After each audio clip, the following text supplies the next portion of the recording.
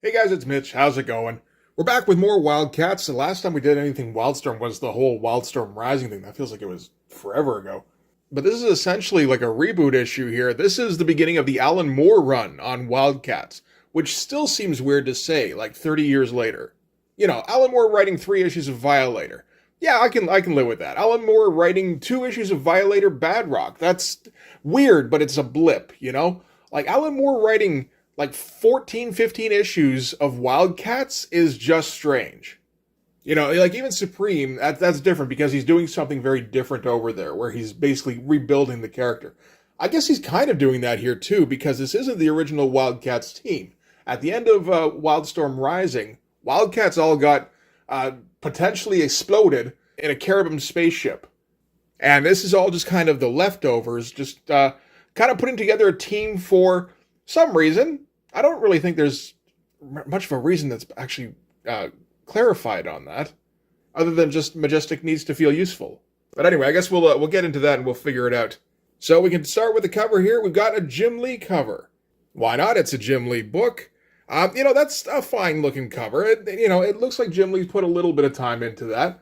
It doesn't look 100% right, but I'm going to guess that's down mostly to the inking. This is inked by Troy Hubbs, who doesn't do a bad job, I gotta say, but it's still, it's not the usual guy, right? The usual guy is Scott Williams. Scott Williams usually does fairly well. But yeah, it's a solid cover. I always kind of like these ones where you get what's basically the majority of the characters all looking off in one direction. Like Majestic looks like he's just kind of irrelevant. And then the one character over here going, but wait, no, over this way. I guess it kind of works because you get the maximum number of characters at full size, which is kind of the point. Like Tao's legs here, managing to touch both sides of the cover. And meanwhile, we got Max Cash here, who, stretches almost the entire length and almost touches the other side there still. That is actually, I kind of get that now. I still don't think it looks great, but it is nice to get all these big figures on the cover here. Okay, so we're starting things off on, we should do the credits first, and of course they always do them at the back. Yeah, so this is written by Alan Moore. Yeah, that's so strange. So, I mean, by this point, Alan Moore has written, the Violator Bad Rock. He's written some Spawn miniseries. There's, of course, the 1963 series. He did something Shadowhawk, Legends of Shadowhawk, something like that. So, I mean, he has been working at Image for a little while. He's just doing the mercenary thing. Hasn't started up on Supreme yet. So, yeah, I guess Jim Lee was the first one to actually see an opportunity and go, you know what? I usually only get, the janitor to write this book, but maybe I should get Alan Moore to write Wildcats for a little while. And it's like, Jesus Christ, you had Alan Moore there the whole goddamn time. He could have been writing Wildcats since, since the beginning of the book if you wanted. But then you would have had to pay him, $10,000 a script, which was apparently his rate in the 90s. And it's like, oh God, no, how could you afford $10,000 an issue when you're making hundreds of thousands of dollars every issue? Like this short-sightedness. It's just, Anyway, we should open that thing up. So we're starting things off. Okay, we're going to do a little bit of jumping around on the timeline here. This is September 12th, 11:30 a.m., 1995, presumably. I didn't even finish the credits there, did I? Pencils, Travis Charest. This is going to be a nice little era for Travis Charest. Inks, Troy Hubbs. Like I said, he does a decent job, from what I can tell. I'm not very good at identifying ink techniques, but I thought he did all right. And then colors by Joe Chiodo. We have to have our computer colors. Okay, so we're starting things up at some kind of President's Club. I think it might actually be called the President's Club. I'm not for sure. And the President's Club seems to be a setup that, like a framing device, where Alan Moore can cut back and forth between the backstory and the first mission of the new Wildcats. We don't know that that's what he's doing at first, but over the course of the comic, it's going to become more apparent. And in the meantime, it gives Alan Moore an opportunity to just make all sorts of puns. So this is Max Cash. He's Grifter's brother, Cole Cash. And he's seating Tao here. We don't really know either of these characters at this time. I think Tao may have been introduced before this. I think this might be the first appearance of Max Cash, though. And we're starting out, everything's looking pretty promising. We know Travis Charest is going to be drawing this thing, which could go a couple of different ways. I mean, sometimes that means that Travis Charest is going to be drawing a shit ton of pinups. Or he's going to be doing weird double page spreads. Although probably not in this case because, of course, Alan Moore has a tendency to do his own thumbnails. And Alan Moore is a shit ton better at storytelling, like even visual storytelling, than probably most people at Wildstorm, maybe everybody at Wildstorm. All right, so from there, we're cutting to September 8th, so 4 days previous. And we're going to get just a dialogue in between two characters. We don't know who these characters are. Although we know off the bat, one of them is named Max, and eventually we find out that the other one is Savant. Savant we know. Savant is somewhat superpowered Lara Croft. After a while, we find out that the Max she's speaking to is Max Cash, and that he's an IO operative, so international operations, but he's supposed to be undercover, and he's a little bit too deep undercover, where he's accidentally killed a couple of cops, and he's been paid for hits that IO doesn't know about. So he can't really claim that he's any kind of, legal authority anymore. So Savant is going to blackmail him into joining the new Wildcats. And we get like a slow tour around, I guess this is all just like Max's handiwork. So mostly empty rooms, but a lot of bloodstains everywhere. And then we do get a big splash of Savant sitting on a diving board talking to Max. Not super line heavy for Travis Charest. Travis Charest can certainly go that way, but he didn't do it in this case. I guess it's not really that kind of drawing. Like, there's not really a lot here you could throw a lot of detail on. I mean, if you did, you're just kind of wasting time. So he just kind of found a good number of lines to throw on and went, okay, I think I'm done. It is a nice composition, though, from like a very low angle. Like, you're right on the line of the water here, essentially. And then you get the Twin Towers in the background here, and a pretty Jim Lee influenced looking Max Cash here. Oh, look at that poofy hair. He's going to get rid of the poofy hair, at least. So this is back to September 12th. So yeah, we're cutting back and forth between the framing device of the meeting, whatever this meeting is, and Savant assembling the team.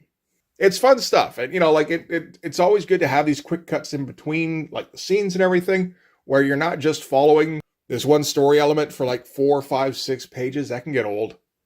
Really nothing going on here other than they're getting impatient. They're waiting for whoever their target is to show up. This is also Savant here. She's dressed up like Jackie O.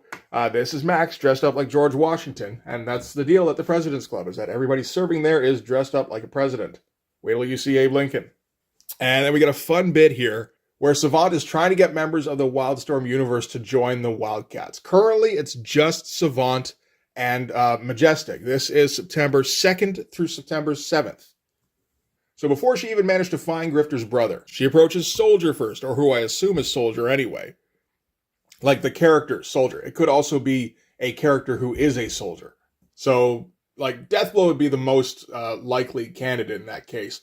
Although, other members of Team 7, I suppose, would be a possibility. And every panel here is basically Savant making her pitch, saying, look, of course, you were the first one that we thought of to approach to join the new Wildcats. You're what we need. And she runs that by Soldier first, and she runs that by Savage Dragon, who doesn't get named here, but it's fairly evident. And then Grunge, and she's like, youth is what we need. You were the first person we considered, obviously. And then we jump to Fuji, and it's like, and the first name we thought of was Fuji. So she keeps getting shot down no matter where she goes. She goes to Backlash here and ends up getting almost choked out. And then we end with Savant back at the new Wildcats. I think this is still at Halo, back at their headquarters with Majestic's cape wrapped around her for comfort. Pretty easy page, not putting a whole lot of sweat equity into it. And it works, because he's not going hard on the figure work here. He's not going super hard on the backgrounds. So the figures tend to get a little looser and more gestural. And that's actually kind of what this needs. It's a pretty fun little sequence. It's weird to see fun in a Wildcats book, but here it is.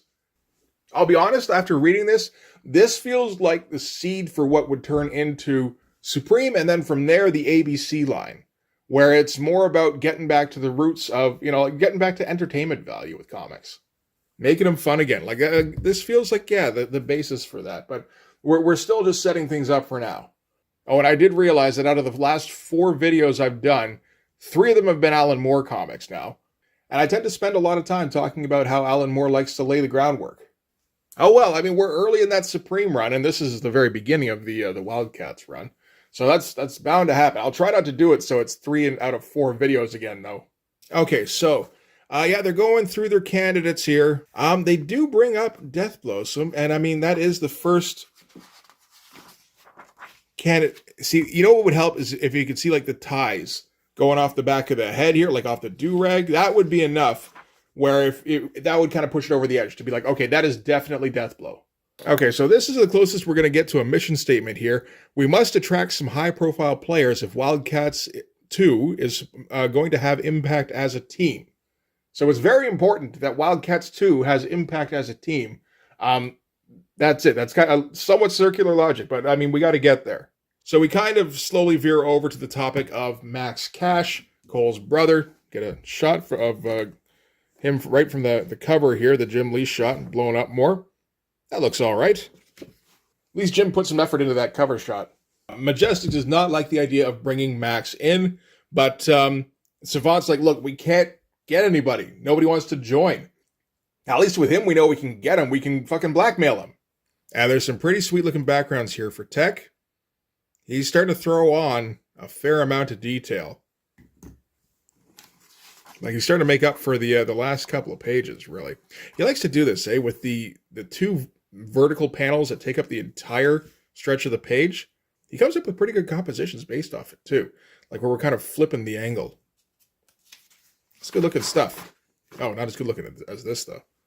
All right, so back to September 12th, where Savant as Jackie O is checking in with Abraham Lincoln, played by Majestic, who feels ridiculous, but then their first target shows up, and this is a drug dealer that goes by the name the Smack Fairy, which doesn't seem too much like a Wildcats villain, but he might have known Alberto, you never know. So they let him walk in, but they're not going to intervene in anything just yet because they're waiting for the buyer to show up, and having both the buyer and the seller in the same room, they're expecting this to lure in their true target, which is Maxine Manchester, who is a full-on sociopath. At the beginning here, Majestic is completely against having Maxine join the team. Like, there's not even any possible circumstances where she could be beneficial in any way. She's a goddamn spree killer. And yeah, we've got most of our team built up here by now. You know, Max is on board, and he got himself a haircut, thank God. Got rid of the overcoat as well. This suit looks pretty goddamn sweet. He was doing that, what was it, Chrononauts thing a few years from now, right? I get the feeling these suits are kind of similar. Man, that suit looks great. And this is like a classic Travis Charest kind of pose, where it's just, you know, kind of casual, looking from the side, like very good body language. Everything looks in proportion. A lot of attention paid to the folds. Gotta have more folds. Yeah, this Troy Hubs dude, he isn't doing too bad with keeping up with just all the line work. He's keeping it fairly simple, not going really putting in any rendering like Richard Friend would do. You know, the Richard Friend stuff is the definitive Travis Charest artwork, but this is still pretty good. And yeah, so now Tao is on the team. This is the night before, you know, they're doing their big stakeout. We haven't yet seen how Tao gets on there. We don't really know anything about Tao at this point, unless we've read whatever he was in before. I don't think we would have. I don't think anybody would have. It's like almost impossible. It potentially is impossible if he wasn't actually in anything before this. But this page here is really fucking nice. Like, this is the first, like, really nice page we've seen out of Travis Charest in this issue. And this is the kind of direction that he's going to push more into going forward. He loves his negative space. And just, yeah, he's got a flair for composition that not a whole lot of people have at Wildstar, like even like at Image, I would say. Pretty sure I saw Savant in a similar pose, maybe like 5 issues ago. I don't even remember now. Yeah, this is just some spectacular looking stuff. Yeah, there he goes with the long vertical panels again. Like he broke it up a little bit at the bottom here. So Tao is like, yeah, no, I'm definitely with Majestic on this one. We don't need this Maxine girl. And I mean, you look at it from Majestic's point of view, like it's a pretty out there idea. And we don't want to go challenging Majestic too much. You know, he's a little set in his way. And that's absolutely fine for a guy of his age. And, you know, Majestic's like thousands of years old. And Majestic starts to be a little like, well, it's not that difficult. You know, I could track her down easy. It's like, oh, well, how would you do that if you wanted to track her down? And he starts looking up her file and like looking up her backstory. So we get Maxine's backstory now. We learned that she was, yeah, just like a flat out normal sociopath until she got boxed in by some cops. and got shot up, and for some reason her body was taken in and rebuilt $6 million man style. And now she is Ladytron, which is a pretty goddamn good name. And she's still a sociopath, but now she's a sociopath with a robot body, which doesn't seem necessarily like an improvement. It's an improvement in some ways. Like, she's not even on the Wildcats yet, and she's definitely the most interesting member of the Wildcats. So, yeah, once she got rebuilt, she escaped from the lab, and Tao's like, oh, so how would you find her now?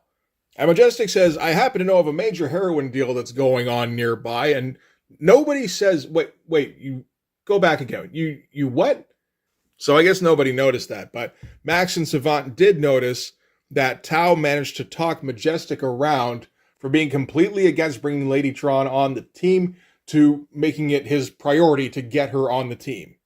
So now that we've seen Tao in action, because that's basically his power, is that he's just like ultra manipulative. So now we're going to jump back to the present, where Tao doesn't seem to be participating at all. Basically, Max and Savant and Max Dreamus and Majestic are all, they're all in costume. They're all waiting to spring into action. Meanwhile, Tao is just kind of sitting in the restaurant reading a book. And, maybe he's being useful, maybe he's not. Nobody can really tell. He's terribly mysterious. Terribly mysterious. And then from there, we're going to cut back to September 10th. So 2 days. This will be just the day before they got Max Cash. Right. So this is going to be when they were first introduced to Tao. And basically, they were introduced to him because he's like a project that Halo was working on. So the company that Jacob Marlowe founds has like an R&D department where they do all sorts of weird bio-experimentation shit. And they're considering Tao a failure, where he appears to be super smart, or he should be super smart, but he won't really talk to them, so they don't have any kind of idea of just how smart he is. And some of the other projects do sound a little interesting, but the guy running the little menagerie here doesn't, he's not going to let any of them off the leash. Halo may be a contributor on these projects, but it doesn't own them outright. And Savant's like, well, as a major contributor, maybe we can get a closer look at one of them, like, this Tao unit here. I'd like to learn a little bit more about it. And they ask, Tao what he's doing. And he's like, oh, well, I've just been coming up with this mathematical equation. I've got these 5 10-digit numbers on this scrap of paper here. Do you mind taking a look and just telling me what this looks like to you? Nice pages, although Travis Charest is taking them off a little bit. Like, look how quick that was done, eh? A little bit messy. I guess it's down to Troy Hubbs, but still, don't really see that very often. This is just weirdness. Get some spritz here, like with the toothbrush, with the ink, and then splatter on top of it. That's such a weird choice. Anyway, Doctor receives a scrap of paper with the 5 10-digit numbers, and he takes a look at them, and he goes, I think these add up to you getting whatever you want. And Tao's like, good, that's what I thought it was too. So yeah, if you just want to drop some papers saying that I'm released and I'm no longer property of the Halo Corporation, that'd be great. And the Doctor scurries away. Savant's just like, what the fuck was that? What was on that scrap of paper? And Tao's like, oh, that was, as I said, 5 10-digit numbers. The first one was his wife's phone number. The other 4 worked. No idea how Tao would have gotten those numbers or how this guy managed to get himself 4 mistresses, but apparently he managed somehow. I guess R&D at Halo pays fairly well. All right, so back to the present. We've got our team together now, all 4 members, soon to be 5.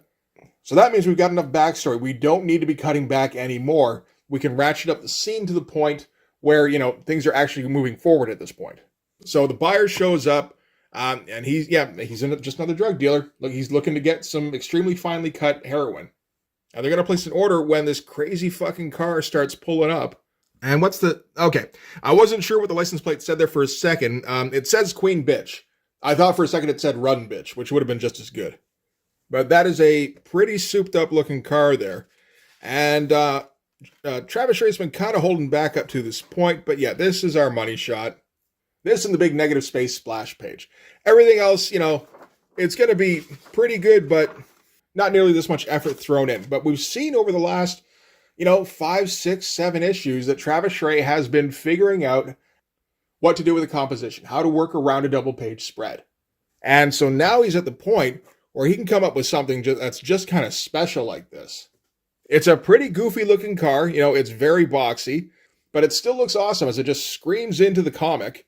Takes up like the entire goddamn spread on this thing as Maxine Manchester makes her debut. Just kind of wanders over and picks up the heroin here. Savant gets a little too close. She gets swatted aside. Meanwhile, Maxine's gunning down these thugs that the buyer's got with him. So the buyer apparently brought a whole bunch of zombots with him, which are like discount mercenaries. If you can't afford a cyborg mercenary, you go and get some zombots. They're the bargain basement version. Just like big, putrefying, resurrected thugs that obey basic commands. Meanwhile, all this crap is going on. Tao is still just reading his book because that's all he's interested in. But like you look at the way he's setting up the panels here with the 3 gigantic vertical panels, which I wouldn't even have thought of. You put them behind the car here, but the action is taking place in front of it. Like, this doesn't make any sense. It doesn't matter. It looks great. So Majestic hasn't dealt with Maxine yet because he's been out on the front lawn dealing with these zombots who just have like probably horrible smelling steam streaming off them. So the buyer is like, he's got all this crap going on around him. He's going to have to make a break for it, but some of the heroin is lying out loose. So he's like, well, obviously this is what I came here for. Might as well grab some of that while I'm here. But he's a little bit too slow, gets grabbed by Maxine, who just kind of hoists him up. So she's got her hostage in one hand and the case in the other. And she's like, okay, either I'm walking out of here or this guy gets squished like a pimple. And we get a little bit of Mexican standoff stuff going on. Obviously, the seller would like the buyer to live so that he can get paid. The Wildcats want the buyer to live as well because he can be used as a source of information on the whole East Coast crime network. Because apparently that's the mission statement for Wildcats 2 Electric Boogaloo, is that they're just about like standard organized crime. So yeah, Mexican standoff, nobody wants to do anything just yet. So Tao grabs a pistol off one of the goons here and just kind of shoves him aside and shoots the heroin out of the hostage's hand, which kind of explodes in a big poof and starts getting breathed into Maxine's, like her robo body. Meanwhile, the buyer, takes a big old inhale. He's off to dreamland.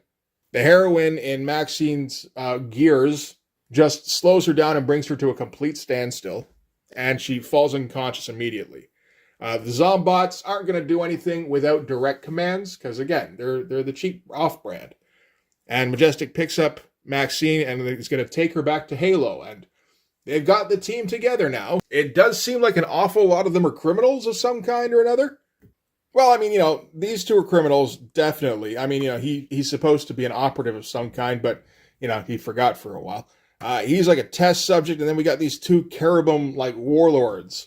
So, again, you want your odd couple. We got an odd quintet. That's pretty good. And we end with the line, the Wildcats are dead.